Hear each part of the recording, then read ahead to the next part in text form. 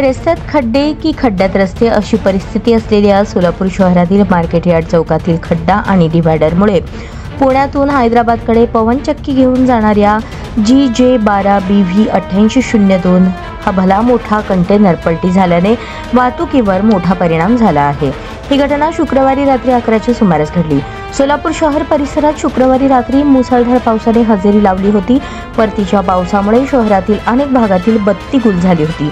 शहराच्या अंतर्गत असलेला मुख्य राष्ट्रीय महामार्ग म्हणजे पुणे हैदराबाद, पुणे विजापूर, पुणे अक्कलकोट हा आहे। या मार्गाला जोडण्यासाठी सोलापुरातील मार्केट यार्ड, शांती चौक, गांधीनगर, विजापूर रोडचा समावेश आहे।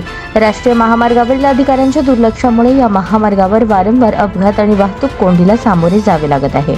शुक्रवारी रात्री पुण्यातून हैदराबादला पवनचक्की घेऊन जाणाऱ्या GJ12BV 8802 या मालवाहतूक करणाऱ्या भला मोठा कंटेनर मार्केट यार्ड चौकातील कोपऱ्यावर टर्न मारत असताना खड्ड्यामुळे कंटेनर पलटी झाला। तसेच मोठ्या वाहनांना शहरातून टर्न मारताना ज्या पद्धतीने डिव्हायडरची बांधणी गरजेची आहे तशी न झाल्याने ते कोपऱ्यावर अतिक्रमणांना वाचवत खड्डा चुकवत टर्न घेत असताना कंटेनर पलटी झाल्याने वाहनांचे आणि पवनचक्कीचे नुकसान झाले आहे। यातून ड्रायव्हर मात्र बालंबाल बचावला। अशा घटना वारंवार घडत असतानाही सोलापुरातील अधिकारी अद्यापही जागे होत नाहीत। हाच संशोधनाचा विषय आहे। अशा अपघातात आणखी किती जणांचा बळी गेल्यावर जाग येईल असा प्रश्न आता वाहन चालक आणि नागरिकांना पडला आहे।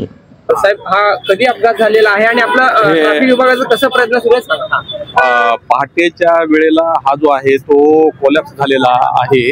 आबलकर जो आहे तो याचा जो चालक आहे तो चालक जो आहे तो जोडबावी पोलीस स्टेशनला कार्यरत आहे। त्या ठिकाणी बसलेला आहे तिथे कंप्लेंट देण्यासाठी।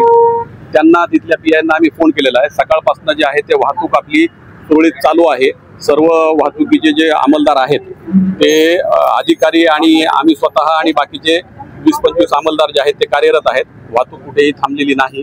आता याला काढण्यासाठी 5-6 क्रेन लागणार आहेत, तर त्या आम्ही ते बोलवलेले आहेत। त्यासाठी वाहतूक जी आहे ती बंद करून आपल्याला नंतर ह्याला उचलावं लागेल, कारण मागं इलेक्ट्रिकची ही आहे लाईन गेलेली आहे। तर कुठलीही आतापर्यंत कॅज्युअलिटी होऊ नये असं सुरक्षित दृष्टीने आपल्याला ते काढणं अभिप्रेत आहे। आता अपघात 12 तास झाले, किती कर्मचारी ऑन ड्युटी? आम्ही इथे 5 अधिकारी आहोत माझ्यासहित बाकीचे, आणि बाकीचे अजून 15 लोक इथे आहेत कार्यरत की जे आम्ही वाहतूक सुरळीत करत आहोत।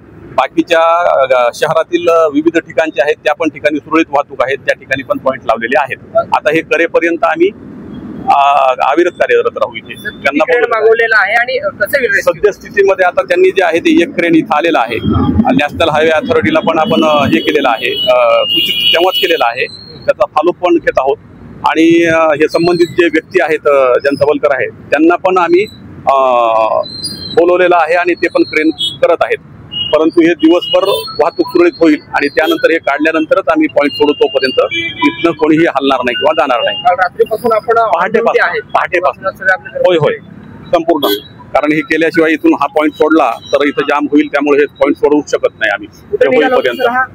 आता हा हायवेने जात होता इकडे, तर या व्यक्तीला जे आहे त्यांना पण बोलवलेलं आहे मी। आता इथे पोलीस स्टेशनला गेलेले आहेत, त्यांचे क्रेन पण येतील, संपर्क चालू आहे। वरिष्ठ अधिकाऱ्यांशी काय बोललो ना, आमच्या माननीय SCP सरांना ही जी सूचना दिलेली आहे, माहिती दिलेली आहे मी, आणि त्या अनुषंगाने जे आहे ते कार्यरत आहोत म्हणून सांगितलेलं आहे। वाहतूक कुठेही ब्लॉक नाहीये, सुरळीत चालू आहे। रेस्क्यू करताना हाय टेन्शनचा एक अडथळा आहे नाही, ते आम्ही सूचित करू ना त्यांना, ते करूनच आपण ते हाय टेन्शनची काळजी घेऊनच करत आहोत। म्हणूनच त्याला वेळ, म्हणजे अचानकपणे घाई गडबड न करता कुठलंही त्या विद्युत तारेचं किंवा ह्याचं कुठलंही कॅज्युअलिटी होऊ नये याची पूर्ण जबाबदारी घेऊनच आपण हे करत आहोत सगळं।